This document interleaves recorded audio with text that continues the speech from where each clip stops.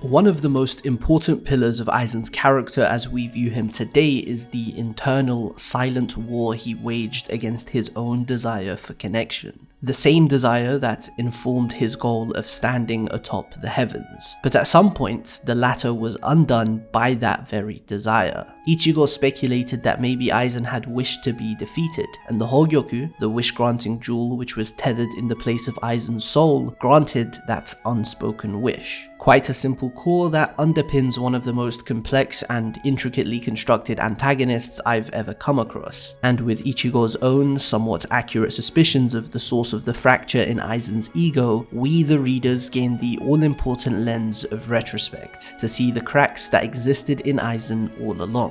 I adore Aizen as a character who never stops evolving in my mind as I ask more and more questions, to the point that I don't think I would ever get tired of talking about him. Even so, I usually gravitate towards topics that don't see as much discussion as some others. Talking about Aizen and loneliness is like talking about the room and the elephant. Having said that, maybe I can shine some light on some aspects of this fairly obvious topic that aren't discussed a lot in the community. I want to use that lens of retrospect to explore some of the subtler and underappreciated dimensions of Aizen's loneliness. There is an element of self-mutilation to Aizen's loneliness, and much of this video will be dedicated to why it manifests in that way. This element can be seen in how he develops these bonds with others on supposedly equal grounds and then cuts them off. But if he is the one that came up with those supposedly equal grounds in the first place, if he is the one that constructed those grounds, then it wasn't ever possible to have a genuine bond with them in the first place. The illusion of connection is rendered just another mechanism of Aizen's control. This is why the wording in the final battle of the Arrancar saga, where Aizen and Ichigo measure each other in terms of the planes they occupy, becomes so crucial. It isn't just there for power scaling purposes, it is wholly reflective of Aizen's worldview and his belief that he must always exist above and untouched. What Aizen fails to consider is that whether his bonds were formed under the false pretenses constructed by Aizen himself or were formed naturally, they're still a real part of him regardless. And the very act of cutting them away to prove to himself some vapid point about his own superiority is a form of self-mutilation, cutting away at himself. This is a case where the loneliness is something the sufferer imposes on himself, sharpened into a weapon turned inward. Every relationship becomes a means to affirm to himself that the path he is on, to dethrone the Reo and stand atop the heavens himself, is not wrong. He's different from these people. He's destined to be on this path. This spiral of self-affirmation colors all his relationships, every single one of them. Aizen's isolation may have begun as a punishment dealt by the world, but the real tragedy of the character is that this is a burden he chooses again and again in an attempt to reaffirm his path to the top, and it all takes an unmistakable toll on him. This is yet another integral rivet in the thematic framework of the dynamic between Ichigo and Aizen, a dynamic I've spoken of in several previous videos, but never from this perspective. But we'll get to that later. Before we dive into the trend of self-mutilation as it relates to his relationships, let's take a quick look at how this idea manifests with Aizen in isolation. Aizen spends centuries cultivating the persona of Captain Aizen and literally kills this character he created to mark the beginning of his journey to the top.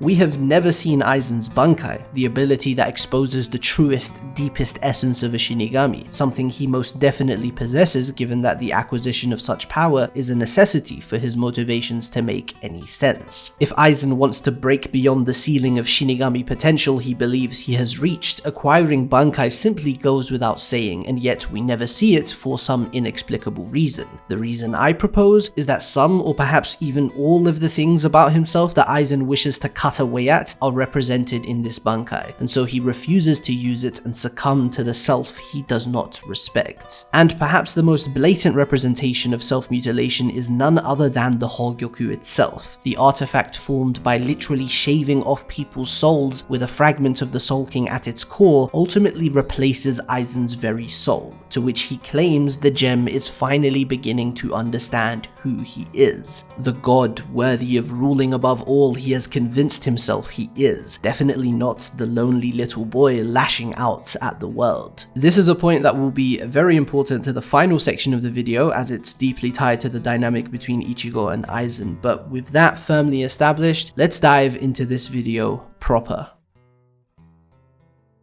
I want to analyze the various examples of this deliberate trend of self-mutilation that Aizen exhibits, beginning with Toshiro. The captain of the 10th Division is a young prodigy who, for all his powers, has a very chaotic relationship with his own identity. What he derives his worth from are completely external to who he is on an individual level. The people around him and his captaincy in the Gote 13 informs his self-worth more than anything he's internalized. So there are avenues available to Aizen here to puppeteer Toshiro, whose worth is entirely externalized and placed in the hands of those he trusts. Avenues for Aizen to build up the bond with Toshiro to then cut away. Long before the actual events of the Soul Society arc begin, Aizen embedded himself into Toshiro's inner circle. In this often overlooked extra chapter, the simple act of celebrating Toshiro's birthday comes to mean a lot to the boy.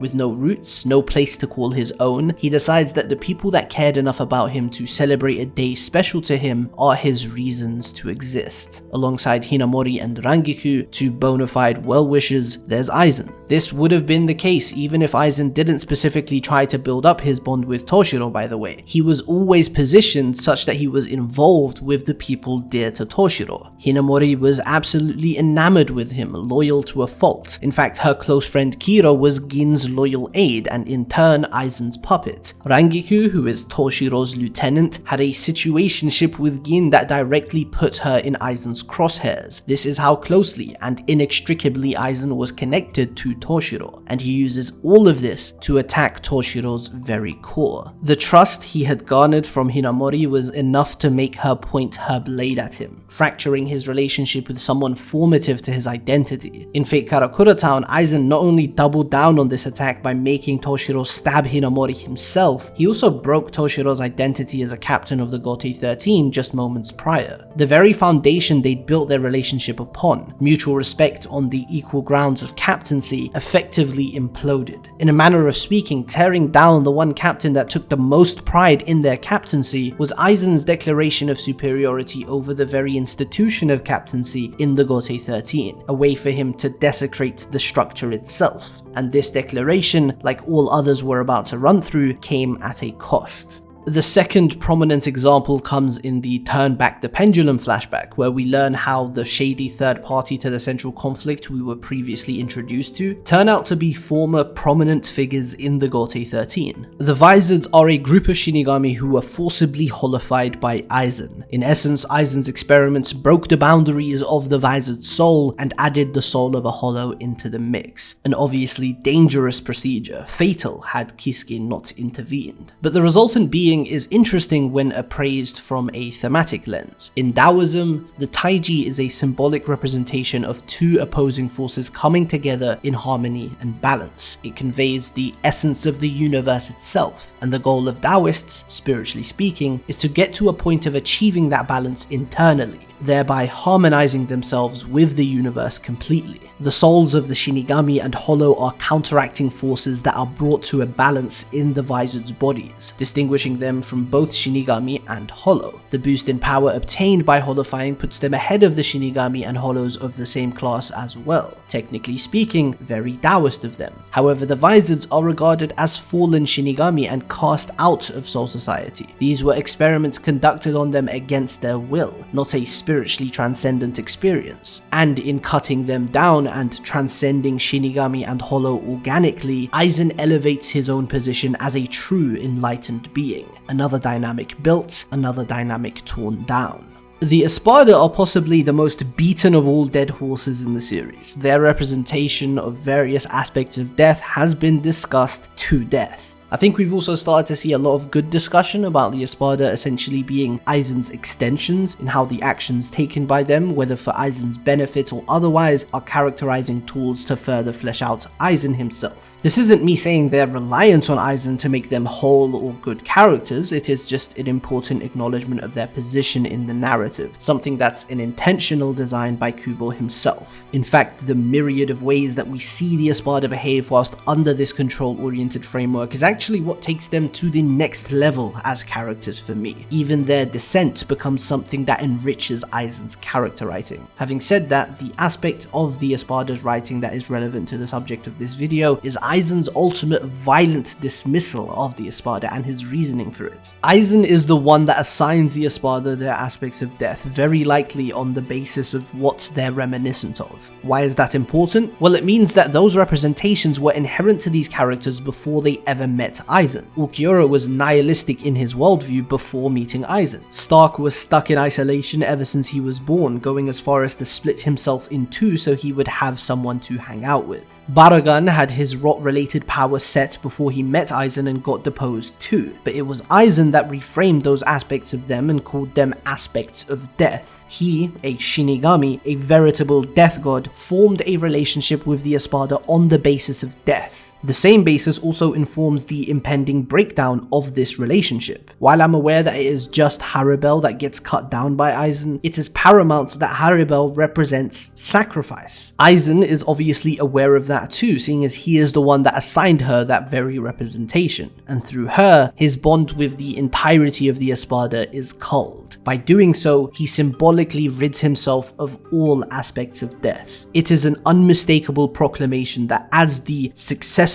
god figure of Soul Society, mortality has nothing to do with him. God cannot die. Aizen's relationship with Yamamoto is quite simple. They meet on the battlefield as leaders of the respective factions. Yamamoto is also a representation of the sins of Soul Society, as the leader of the first generation of the Gote 13 that consisted of only hardened criminals. He is a living reminder of the sordid past of the institution that now wallows in false glory. Aizen meets this titan of a Shinigami on the battlefield on equal grounds. Aizen, despite unmistakably being the villain threatening Soul Society's existence, was the one that exposed every bit of the current Soul Society's hypocrisy. He was living proof of the injustices that were being committed and covered up. These characters fought not only as leaders of opposite factions, they fought as symbols of time present and bygone. They even fought with similar divide and conquer tactics, with the difference showing itself in the scope of their strategies. Furthermore, the same hypocrisy of Yamamoto's that Aizen tacitly condemned earned Aizen the victory. Aizen reasoned that despite being willing to sacrifice the Gote for victory, Yamamoto's pride and ideals preventing him from sacrificing Ichigo's hometown to achieve victory was blatant hypocrisy. But one thing is very important to note. Despite Aizen winning the battle of strategies, and arguably even the clash of ideals, Yamamoto is the first one to be able to land a hit on Aizen in that entire war, and this one hit was undoubtedly earned by Yamamoto's self-mutilation. This is important to remember for a point I'd like to make in a later section of the video. Gin and Tosen are interesting additions to this list because they are as similar as they are different. The two characters function in tandem to show how Kubo makes it feasible for two characters to walk the same path and end up in different destinations. By that I refer not to the plot beats, but the way both characters are constructed. Let me elaborate by discussing the more enigmatic of the duo first. Gin is who we're introduced to when the Soul Society arc needed its first major antagonistic presence, and oh boy did Gin deliver. He was overwhelming whenever he was on screen, with eerie mannerisms and design language that made him seem predisposed to evil, with motives that were unclear at the start and only got more and more confusing with time. The beautiful thing is that none of this really changed with Aizen revealing himself to be the mastermind, especially not the part where his motives are difficult to understand. Instead, it's in a few poignant, near wordless pages near the end of his life that we're finally made privy to his motives, the core of Gin's being that kept him in what must have been an unbearably lonely position for decades upon decades, all to retrieve what was stolen from Rangiku by Aizen. However, the sparse screen time he receives between his introduction and his death is heavy with immaculate characterization.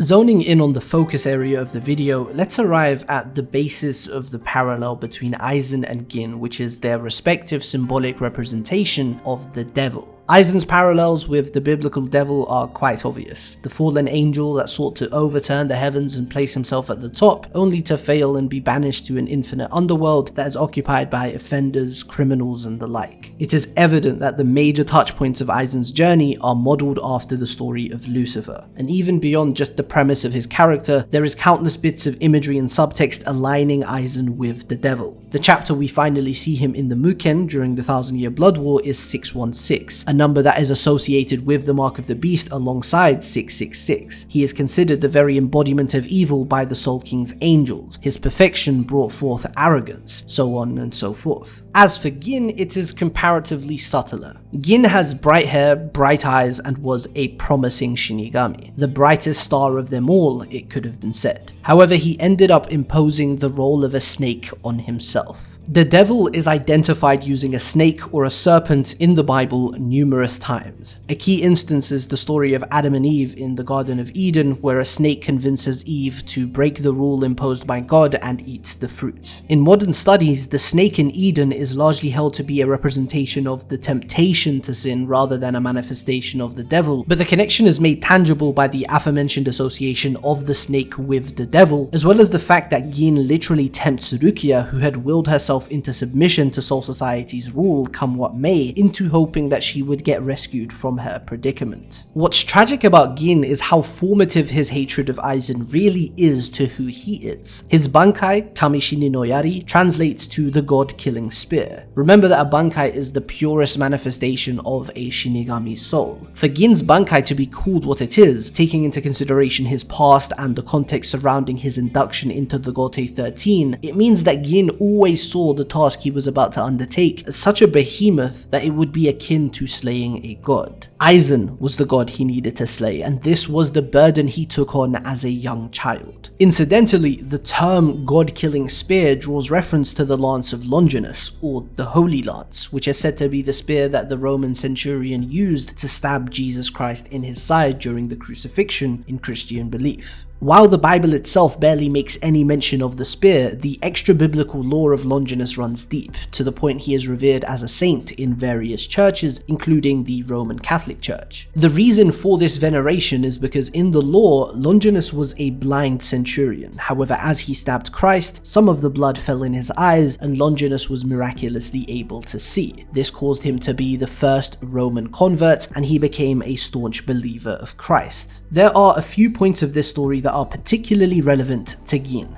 The fact that Gin keeps his eyes closed may seem like just a design quirk, but thematically it is highly relevant. Let's put aside the parallel with the blind Longinus for now. In Bleach, as with countless other stories, sight is associated with knowledge. Aizen with his glasses and Yuhaba with his almighty make it so that sight is symbolically associated with a very specific kind of knowledge. Knowledge of the truth of the world. Why it is the way it is, and why the things that will happen in the future will happen. In fact, the series begins with the volume poem echoing the evergreen sentiment, "We fear that which we cannot see." Shout out Struggler.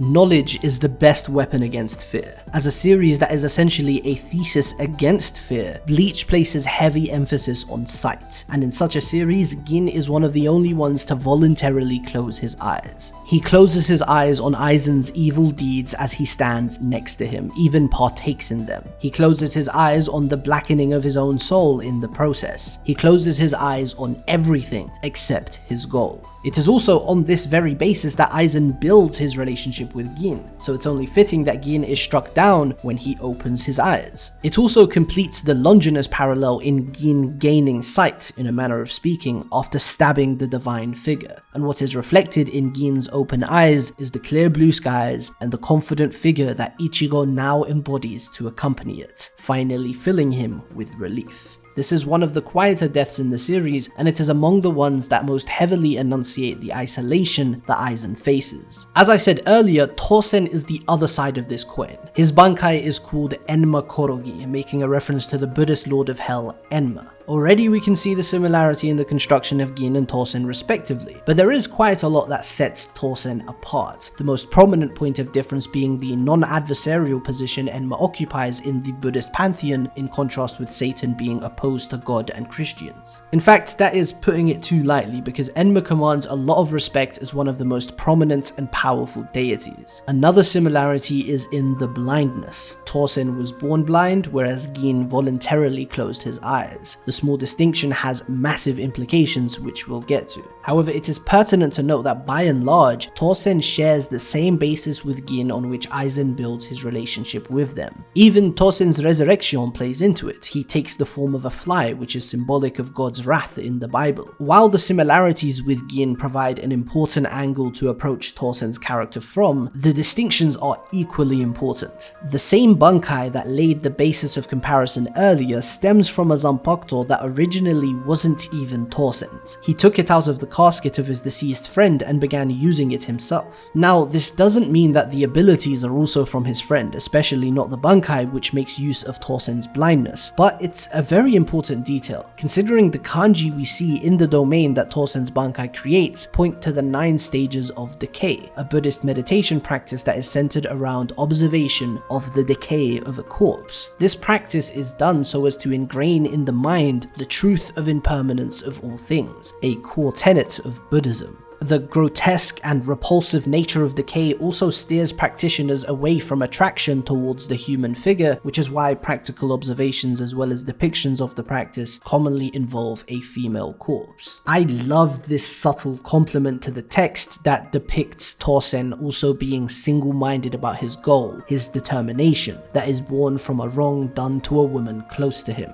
Exactly like Gin, but different in the object as well as the method. Gin is a snake, known for its ability to shed its skin and consequently renew its life, yet he is the one that threw his life away, closed his eyes by his own will, and stuck close to his target for decades. Torsen was perpetually in the dark, and going by the symbolism of his Bankai, carried death with him at all times. Yet he strove for more, a goal larger than him, wanted to bring about a systemic upheaval, and tried to do so by distancing himself from his target. Gin's representations point at sin, but is coloured by his own free will. Torsen lives by a code built on the idea of justice, of greater good, but the same code is subverted by his subservience to Aizen.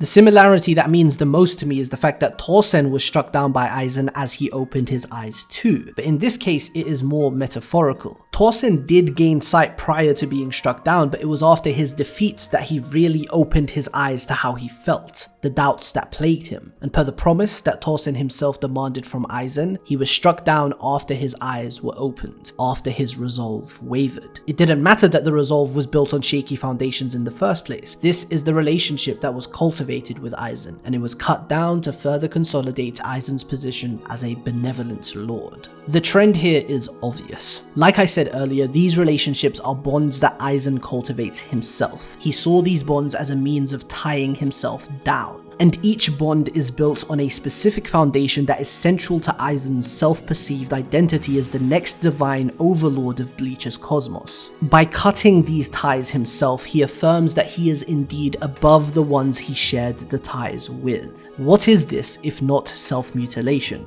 Achieving perfection is a grand goal, but cutting away parts of yourself that you deem imperfect in a bid to achieve that goal is the worst possible approach. This is why the culmination of this thematic through line being Mugetsu is significant and tragic. Let me explain. Aizen's relationship with Ichigo is built on the basis that he is naturally what Aizen needed to be in order to become the next Ryo. Ichigo is a perfect hybrid of all kinds of beings of the universe: Shinigami, Quincy, Hollow, Fullbringer, and human. Remember the Hogyoku point I covered towards the start of the video? Ichigo naturally exists as the individual Aizen desperately attempted to turn himself into, literally replacing his soul with a fragment of the Soul King to turn himself into a worthy candidate for the throne, striving to become just like Ichigo through artificial means. And in cultivating Ichigo's prowess to the maximum perceivable limits and then cutting him down, Aizen would be able to affirm to himself that he is correct in his approach, that he is indeed the being truly worthy of standing atop heaven's throne.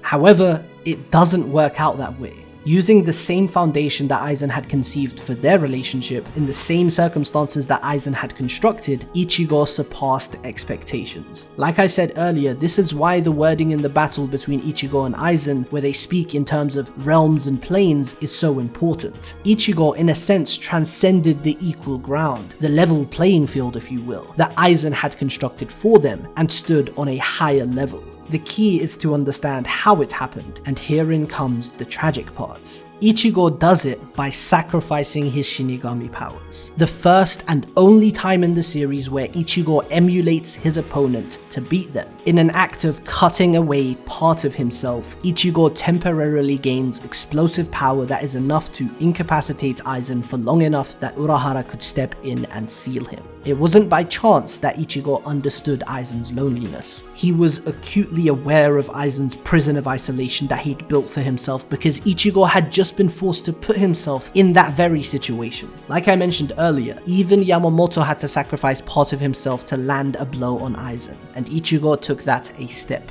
further. 2 is a trend. Both instances of someone effectively harming Aizen were colored by self-sacrifice, by self-mutilation. This faux conclusion is exactly what the Thousand Year Blood War spends 200 chapters critiquing. You are only as powerful as the strength of your connections. You are only as wise as the profundity of your relationships. Even in an arc marked by immense personal achievement, the importance of bonds is never understated. Renji achieved his true Bankai. Rukia achieved Bankai for the first time. Nanao wielded her Zanpakuto for the first time. These are incredibly personal achievements that show self-understanding, wisdom and enlightenment, but none of that would have been possible if they weren't surrounded by the people dear to them, people that spurred them on one way or another. And Aizen isn't exempt from this. Despite his sentence of 20,000 years, his sign-off showed contentment. He fought alongside Ichigo, his past nemesis, with such fluid teamwork that it could make one question how many times they fought together. In reality, the bond between them persisted, and that was enough. This is where I conclude the video. Rather than drawing attention to the less discussed aspects of Bleach like I normally try to do, I wanted to reframe a common talking point and explore the more mechanical manifestations of the loneliness theme. If you enjoyed the video, please leave a like, and if you want to take your support further, the link to my Patreon is in the description down below. Thanks for watching, and I'll see you in the next one.